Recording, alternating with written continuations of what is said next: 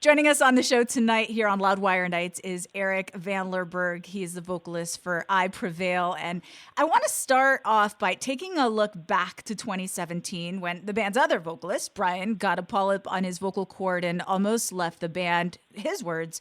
What was going on in your mind at that point? Did you fear not only for the sound of the band, but the future of I Prevail? We all joke about it. That's the time that we kind of like just block out of our memory, But I remember being on tour and being like, a week and a half into the longest tour we booked to date, and found out Brian was sick, and we were not sure what exactly it was. So once he was gone, Dylan and I actually had we each had 102-degree fever for like 3 days straight for the following shows. We were like just miserable, Not only did we lose our vocalist and all that, but we had all these, everyone being sick and all that. But we were just nervous, not sure what was going to happen.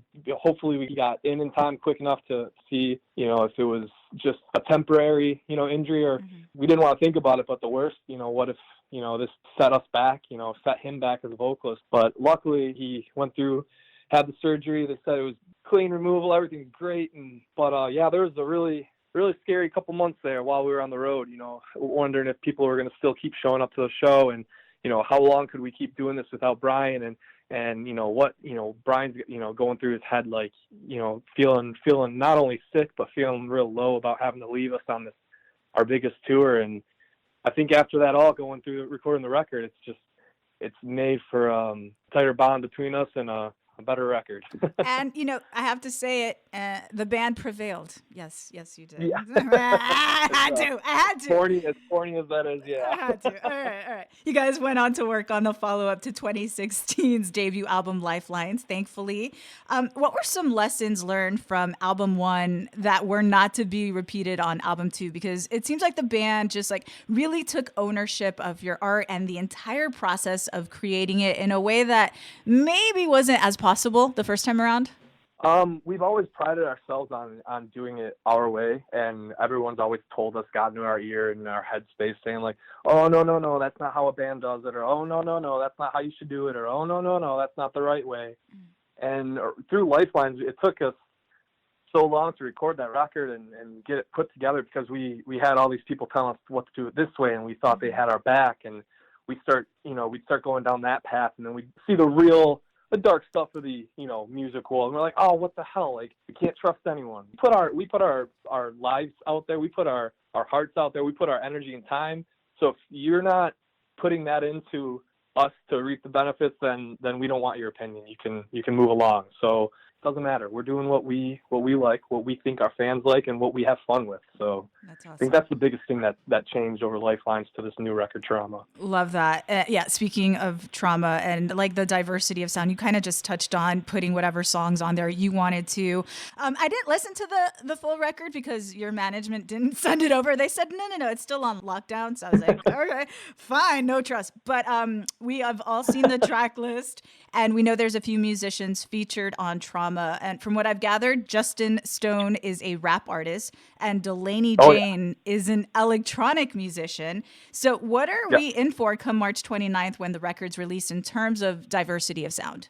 I don't know. This is probably the most eclectic we could have sounded on a record. And we don't want to scare people away and say like, oh, it doesn't have metal on it. It doesn't have rock on it. It doesn't have but with all these musicians and artists and all that saying rock and roll and metal's dead, we just wanted to write a record that was like a big middle finger to them all. Like, yeah, it's not every song is going to be a riff-driven song, but not every song. We didn't just drop all the rock out of it and go with a pop record. We wanted to stay true to our roots, but experiment and evolve. So all these musicians, rock musicians that are saying like, oh, rock's dead and we're going to try something different, like, okay, trying something different is nothing bad. We're doing the same thing, but don't say rock's dead, because there's ways to make rock fresh and different. And you look at pop and hip hop, I hear people say that hip hop and rap's the new punk, and it kind of is, because they try new things and they make things, unique, and, try different things with their music. And rock doesn't. They either stay the same, or they move on to try something completely different. They don't want to make something fresh. So I think that's what we really strive for on this record. And I'm really excited to finally share it. Yeah, I don't even ask that. Like I used to ask once upon a time, oh, what do you think of the future of rock? Is rock dead? Who's going to wave the flag now? And I don't even, because I feel like by even asking that, I'm kind of furthering that narrative. And that's the last thing I want to do. Like I don't even bring it up anymore because I don't believe it. I won't address it. And I'm just not putting it out in the universe. It's not happening. But I hear you. And obviously when they listen to a song like Bow Down, it's obvious that you guys are still doing what you do and taking it to the next level. But we'll talk about that in a second. First, I want to talk about Breaking Down, which is the official first radio single. It deals with mental health and depression, and we see in the video how that affects loved ones, and those feelings may manifest themselves through violence or how doctors just throw medication at the problem. What do you want people to feel or know or take away from that song? One thing we did with Lifelines is when we went and wrote songs about this topic, it was always kind of like even with our first record, our EP, like songs like Crossroads that were like, hold on, you're worth more than you know, and stay positive. Brian and I know we deal with that, you know, the depression and anxiety and being on the road, you know, and not being medicated the right way when we're starting off, or not, you know, talking things out, being gone and out. When you're in the thick of it, the dark times, just telling someone like, hey, keep your head up, like it's not going to fix things. It's not going to make you feel better. Like sometimes you just need to wallow in it for a second, get through it. And then, you know, that's when hearing that, like, stay positive, you know, keep your head up, keep your chin up. I remember growing up listening to some songs and some records when I was feeling like really, you know, self-loathing and stuff. And some of these songs that I listened to weren't hopeful and weren't like keep your head up. They were pretty depressing, and that felt like cathartic to me, knowing that like I wasn't the only one dealing with it. I wasn't the only one feeling this low, and there's other people that feel just as bad or just as crappy as I do or worse, and they're still making it and they're still pulling through. So I think this song was important for us to like leave it on that low note. Like, I don't really like myself. I think I'm breaking down because you know, sometimes these kids need to know that don't worry. It's not all smiles. It's not all happy. You're gonna go through these things, but don't forget you're not alone. We're, you know, someone like us, people like us, we're still struggling with it. Things just because, you know, we're out and touring and, you know, getting to live our dreams, which we're so thankful for. There are times where you feel, man, it's just, I miss my family. This sucks, you know, stuff like that. And to know that you're not alone, I think that's very, you know, powerful. Thank you for that. I read that the writing sessions for Trauma were super emotional. What are some of your most vivid memories of that process? And does emotional help or hurt in a situation like that? Man, we really opened up on a lot of these songs, and I could go on each song about, you know, the certain moments we were having. One song we wrote, it's very, you know, different than anything we've ever done. And I feel like that's what I'd say about every song. But this one, it just goes through the story of how I lost my friend to suicide, and you know, having to get real and put yourself back in that state of mind and put yourself back essentially through that process again. I think creates more truer feeling to the song and gives it much more meaning and impact. So it's not like you're just hearing something that rhymes together well and you're like, oh yeah, that's catchy, I'll remember that. It's something like, I feel that's important, putting emotion, real raw emotion into your music, because that's what makes it genuine. I think that's what makes it like people able to repeat it, listen to it on repeat, because it's genuine. So are you going to give me the name of that song, or is that one on lockdown, much like the record? That one, you'll see it's, all right, that song, it's just an interlude on the album, but it's called Goodbye. Okay. I saw that. Thank you. No problem. The band also and we touched on this a little bit ago, put out the song Bow Down, which actually has more views than the radio single Breaking Down, which I think is kind of funny. People loving the heaviness of the track, which has to do with the business side of music. And everybody talks about how sleazy and shady the biz is. You said that when you guys were working on Lifelines, you encountered some of that. Can you give us a moment, like a memory or something where you realize this isn't right, man? They're trying to pull a fast one on us right here. Oh man, there's been a handful of times, but I remember when we were almost done with Lifelines for the first time, and we were like, nope, this isn't right. This doesn't feel right. We basically went back home and redid the whole record, and that's the record that's out now. So that one right there felt like that was something we needed to redo everything. Everyone was in our ear too much, and I think that's kind of why Lifelines is where it's at success-wise, just because we had that. We just started having that no nonsense attitude. Like, no. This is our project. You weren't there babying it from the beginning when we didn't have jobs. We were working. I mean, Brian delivered pizzas.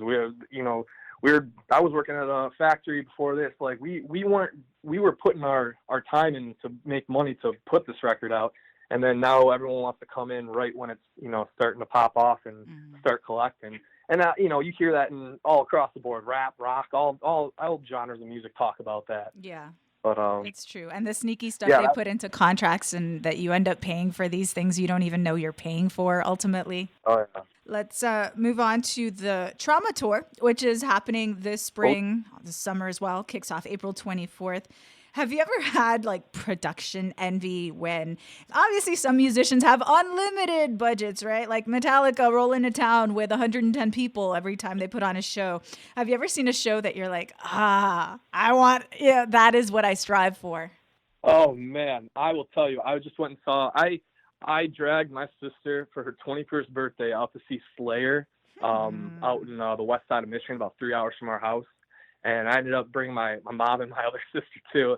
We watched, it was Anthrax, Lamb of God, and Slayer. And by the time Slayer was done with their third song, I was just blown away by all the pyro and the lights. It was just, I need to get to that. We need to get to that. I want fire on every single one of our songs.